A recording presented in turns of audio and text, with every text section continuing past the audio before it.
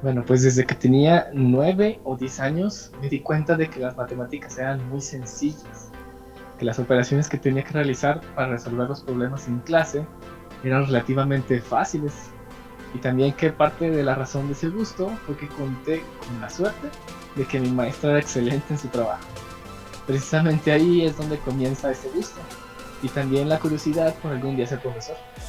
Pues ahí me di cuenta que aunque no de manera directa, es muy importante el cómo te acercas a las matemáticas para tener una buena o mala impresión de ellas. Y por lo menos para mí fue genial.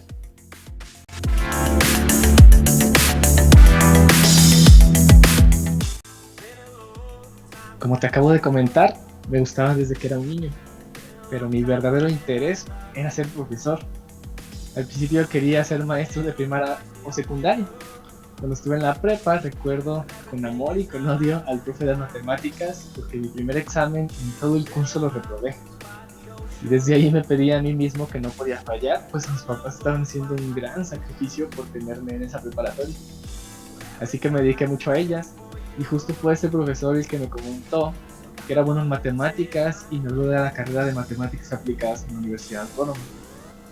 Me explicó que estando en esa carrera podía dar clases a nivel universitario y sin saber nada del programa lo intenté.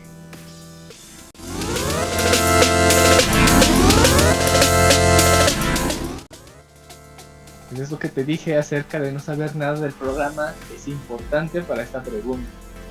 Que uno pensaría que un licenciado en matemáticas aplicadas es excelente en álgebra o que no hay una integral que se le resista, pero nada más lejos de la realidad. El matemático usa la demostración y un conjunto de reglas preestablecidas que llamamos axiomas para tejer una red de propiedades alrededor de un objeto de estudio. Ahora, yo no sabía que debía ser bueno demostrando para estar en esa carrera. Me lo dijeron cuando estaba iniciando el semestre y la verdad es que no era lo que yo esperaba. Pero al comenzar a hacer mis primeras demostraciones, me encantó. Si nos vamos al sentido estricto de la definición, pues para mí esa es la matemática. Pero de una manera más poética, yo siento que es la herramienta que tenemos para poder modelar el universo.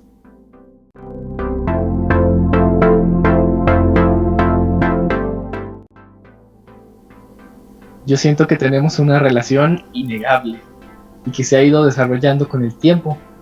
Les pongo como ejemplo la construcción de los números reales y los complejos. ¿Cómo comenzamos con esa construcción? Bueno, pues primero algún pastor necesitó contar cuánto ganado tenía, por ejemplo, y de ahí surgen los números naturales para contar. Después fue necesario hacer operaciones con ellos y notó que también se necesitaba un número para identificar cuando no tenía ninguno, y de ahí nacieron los números enteros. Más adelante se necesitó dividir, por ejemplo, las ganancias o algún terreno, y de ahí surgieron los números racionales, o también llamados los quebrados.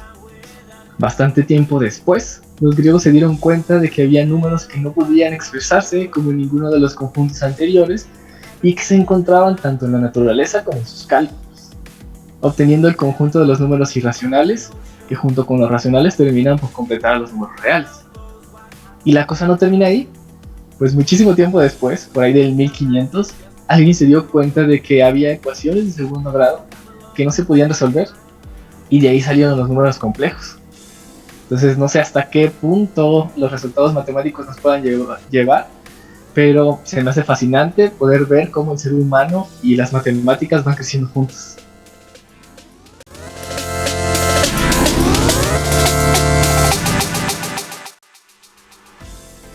Hay muchas cosas, en particular una de las que se me hacen más interesantes es la historia que nos cuentan.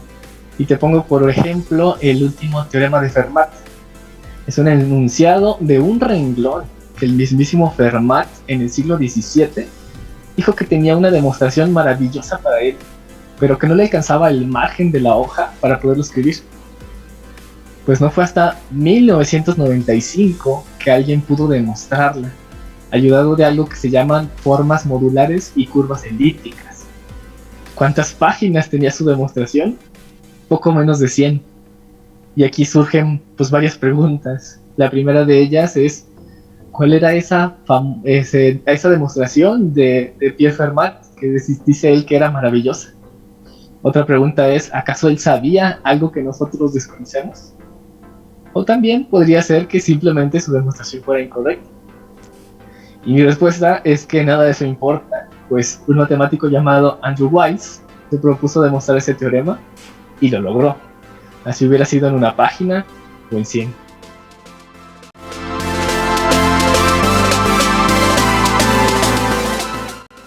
Me gusta creer que soy un hombre de ciencia, pero no puedo negar que en algunas ocasiones el procedimiento para demostrar un teorema complicado viene acompañado de un dote artístico que no cualquiera posee.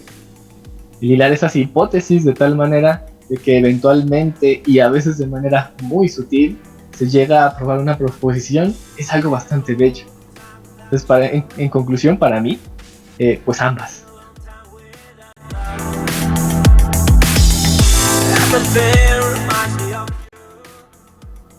Eso es algo de lo que me gusta las matemáticas. Hay tantas áreas de estudio que resulta difícil darle un premio a alguien. Pero si te puedo comentar algunos de ellos y las contribuciones que para mí son muy destacables, pues podría empezar con Friedrich Gauss, conocido como el príncipe de las matemáticas. Él hizo avances muy importantes en el análisis matemático, en geometría diferencial y en álgebra, entre otras muchas cosas.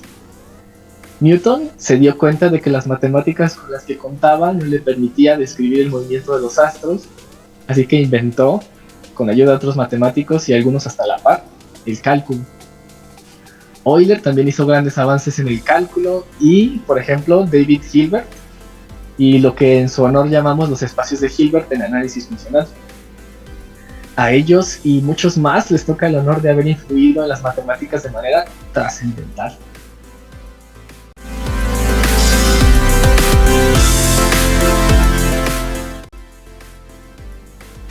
A mi parecer, la herramienta son las matemáticas y el operador es la física.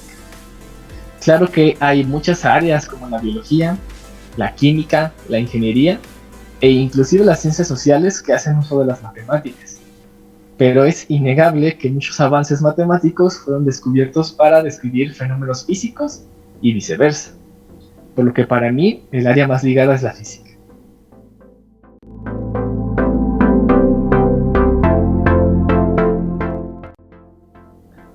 Esa es una pregunta que, como hacen mis estudiantes, dicen, profe, ¿para qué nos va a servir esto?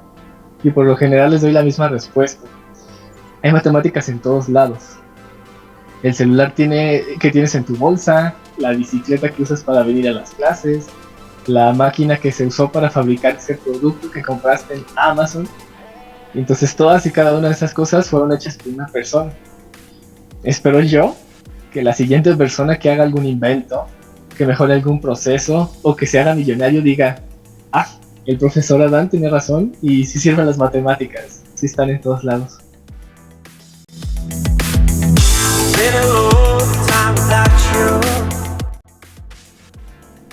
Yo siento que las matemáticas tienen la mala fortuna de ser una ciencia que siempre tiene el mismo problema.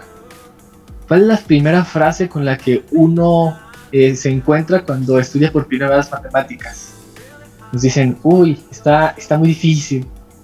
Cometemos el error de que los pequeños estudiantes hagan prejuicios de ella, inclusive sin siquiera conocerlas.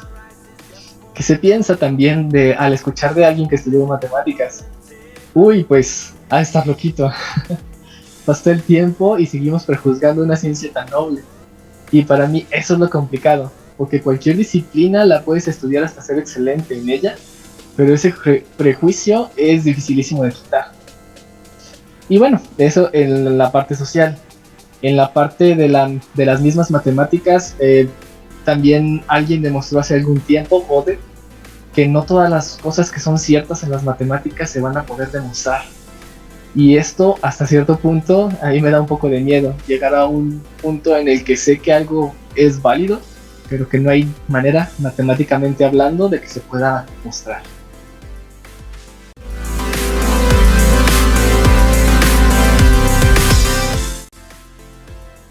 Hay muchas cualidades que hacen de un matemático un buen matemático. Por ejemplo, disciplina, constancia, curiosidad, e inclusive el simple hecho de saber trabajar en equipo. Pero para mí, de entre todas esas características, la más importante, y no solo para un matemático, sino para muchas otras áreas, es el poder ser autodidacta. Te vas a encontrar a 1000 maestros que no son buenos en su trabajo, y que por más que sean buena onda, o por más que lo intenten, o no, porque hay algunos que no, nada más no les vas a entender. Y especialmente en la materia de matemáticas, pues al perderte en un tema, a veces es básicamente perderte en toda la materia. Así que tener esa capacidad en primera de decir, no estoy entendiendo nada, y luego con más capacidad aún, tomar un libro, o buscar en internet, o buscar ayuda en otro lugar, y aprender por ti mismo, para mí hace mucha diferencia. Ahora, si te vas por el tema de la psicología, les cuento un chisme. Los matemáticos tenemos un ego del tamaño del mundo. Siempre creemos que somos más que los demás o que no hay nadie que pueda hacer las cosas mejor que nosotros. Lo cual también es un problema, porque por esta razón se suele no encajar en la sociedad. Así que para mí, un matemático humilde es lo mejor que te puedes encontrar.